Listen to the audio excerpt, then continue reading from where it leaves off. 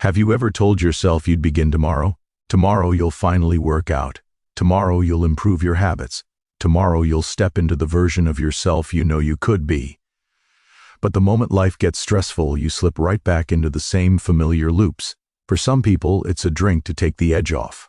For others, it's comfort food to numb the tension. For many, it's hours of mindless scrolling to escape feeling overwhelmed, not because they lack strength, but because they tried to transform faster than their mind could keep up. The old Japanese understood something we often forget. Real change isn't forged through intensity, but through tiny actions repeated consistently.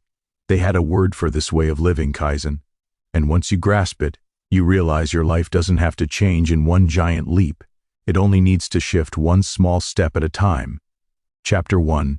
Why Big Change Fails. Most people fail because they try to cross a lifetime's worth of habits in a single jump. You tell yourself you'll build a brand new routine, fix every flaw at once, and wake up as a completely different person. Within days, everything collapses. Not due to weakness, but because you tried to sprint past the natural pace of your own mind. The samurai understood this long before anyone else. There's a tale about a young swordsman training under an old master. Frustrated, he complained, "Why must I repeat the same motion every day? How will this make me stronger?" The master picked up a small stone and placed it in the student's palm. "Polish this," he said. "Return when it shines." Days passed, then weeks. The stone never changed. Irritated, the student returned. "Master, this is pointless." The old teacher smiled softly, closing the student's hand around the stone. "And so is your wish to grow all at once. When you understand the patience required for this stone, you will understand the patience required for yourself." This was the samurai's path. Not sudden breakthroughs, but repeated motions that eventually sharpen the mind. Musashi himself wrote that a warrior's foundation is built over 1,000 days of training, not a single night of adrenaline. He didn't chase intensity, he chased rhythm, consistency, repetition. Modern people reverse this. You try to fix everything at once. Suddenly dieting, suddenly working out, suddenly rewiring your entire life because motivation struck. But the samurai lived by a truth we ignore. If the step is too big to repeat on your worst day, it's too big. Kaizen begins where ego ends, not with massive ambition, but with actions you can still follow tomorrow, and the next day, and the next. True change doesn't come from pushing yourself forcefully forward. It comes from refusing to stop, even when progress feels invisible. A stone doesn't shine from one stroke, it shines from thousands. So will you. Chapter 2. The power of small rituals. If drastic changes crumble under their own weight, small rituals endure because they're light enough to carry every day. The samurai built their lives around these simple anchors, not dramatic routines, but tiny acts that kept their minds steady. Wasugi Kenshin, the dragon of Ichigo, lived through constant battles, political tensions, and impossible responsibilities. Yet every dawn, before making a single decision, he followed a simple ritual. He splashed cold water on his face. He bowed at the small shrine in his room. He took one slow breath. He rested his hand on his sword and whispered a short prayer, not for victory, but for clarity. One morning, a young retainer asked him, "My lord, why repeat the same ritual every day? Does it truly matter?" Kenshin poured water into a cup and handed it to him. The surface rippled gently. "If the hand shakes at the start of the day," Kenshin said, "how will it stay steady in battle?" It wasn't the ritual itself that mattered. It was the centering, a signal to the mind we begin with. Intention. Today, people wake up into disorder. Alerts, noise, rushing, comparing themselves, absorbing pressure before their feet even hit the ground. No wonder discipline slips. No wonder change feels impossible. Kaizen starts by taking back the first quiet moment of your day, not with intense routines, but with a small ritual that calms the mind. A glass of water, a deep breath, a stretch, a minute without your phone. Something so tiny it seems meaningless. But Kenshin understood what most forget. A tiny ritual repeated becomes armor for the mind. Rhythm creates stability. Stability becomes discipline. You don't need to rebuild your morning. You just need to claim one moment of it. That moment becomes your anchor, a reminder that before the world pulls at you, you return to yourself first. This is the essence of Kaizen, not grand routines, but steadying rituals that realign you before the day begins. Chapter 3. One strike at a time. Sasaki Kojiro was feared across Japan not because he trained the most, but because he trained one thing longer than anyone else. While other warriors chased new forms, Kojiro spent years perfecting a single strike, the swallow cut, a movement so fluid it was said the blade sang. One story says that as a young man, Kojiro practiced endlessly beneath a cherry tree. Hours passed, blossoms floated down, the sun shifted. Kojiro didn't look up. "Why only this strike?" his teacher asked. Kojiro replied, "If I can master one thing, I can trust myself in everything." That line holds more truth than most people realize. Today, people scatter their energy across 10 goals at once. Learn a language, get fit, meditate, journal, read, quit bad habits all at the same time. They want a new life, but their effort is noise, not precision. Kojiro would have laughed at that. To him, mastery wasn't intensity, it was clarity. Every day had a focus, every repetition had purpose. Scribes recorded that he once spent an entire morning adjusting the angle of his foot, not the swing, not the stance, just the foot. Because he understood something modern people forget: small improvements compound like interest. Imagine strengthening just 1% of your discipline each day. 1 page, 1 rep, 1 tiny habit. It feels insignificant, just like Kojiro's footwork did. But give it months, and you become unrecognizable. Kojiro's swallow cut didn't win because it was flashy. It won because it never failed him. And your habits can do the same. When life gets stressful, you don't rise to your dreams. You fall to your training. Build the training. Choose 1 improvement today, not 10. Sharpen it quietly. Repeat it until it becomes part of your body. That's how Kojiro became unstoppable, and how you build a life that doesn't collapse, 1 deliberate, patient strike at a time. Chapter 4. Removing noise. If you ask the samurai what separates a distracted mind from a disciplined one, they'd give a simple answer: noise. Not the noise of people, not the noise of crowds, the noise inside your own mind. There was a young warrior training in a mountain temple. He practiced with dedication yet kept slipping, losing focus, rushing movements, tightening his shoulders, forgetting to breathe. Frustrated, he approached the monk supervising him. "Why can't I concentrate? I'm trying so hard." The monk handed him a cup of water. "Walk across the garden without spilling any." The student took a few steps. The bamboo rustled, he flinched. A bird called, he flinched again. By the time he reached the end, half the water was gone.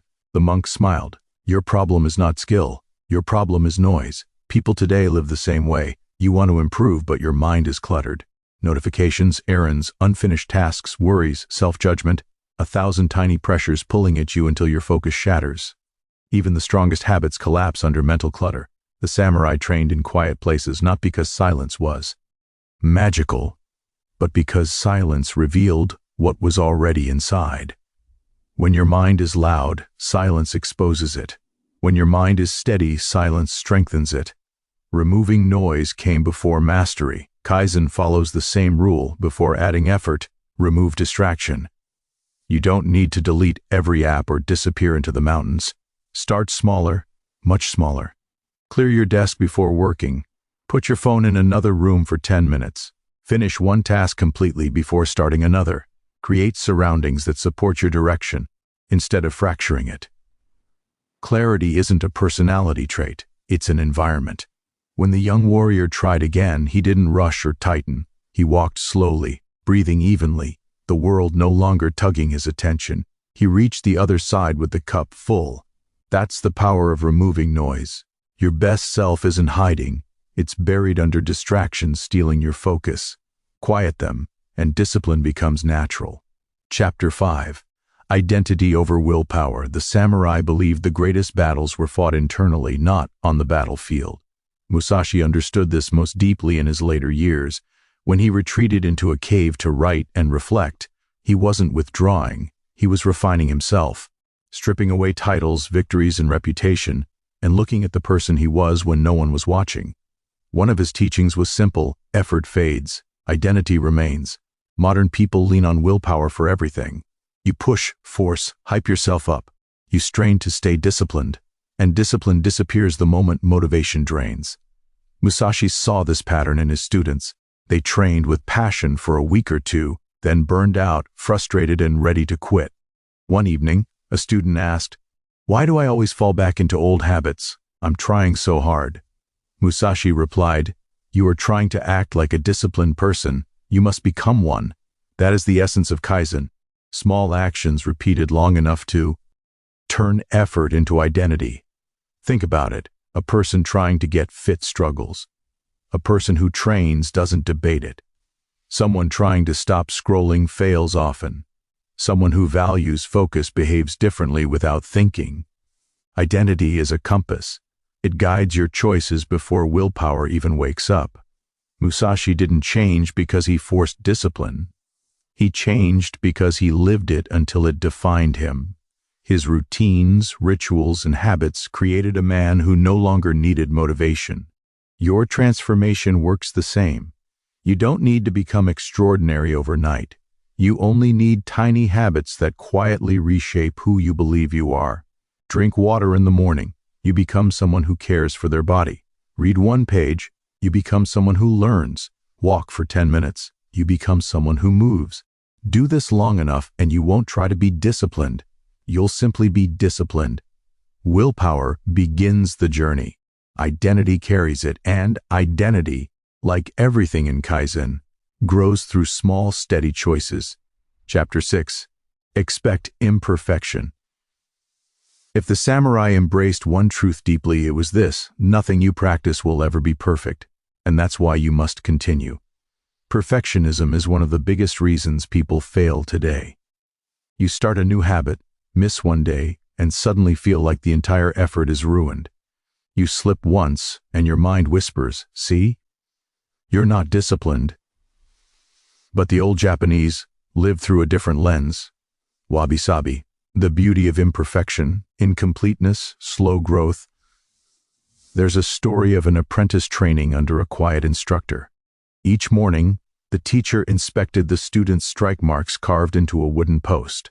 Some days the angle was off, some days the stance was weak, some days the apprentice was unfocused.